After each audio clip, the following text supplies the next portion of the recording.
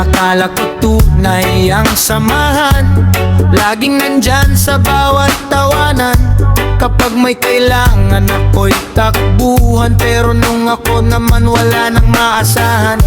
Unti-unting nakita ang kanilang kulay, mga ngiting peke, puro lang sablay. Habang may naibibigay kay mahalaga, pero pag wala na, iiwan ka nila.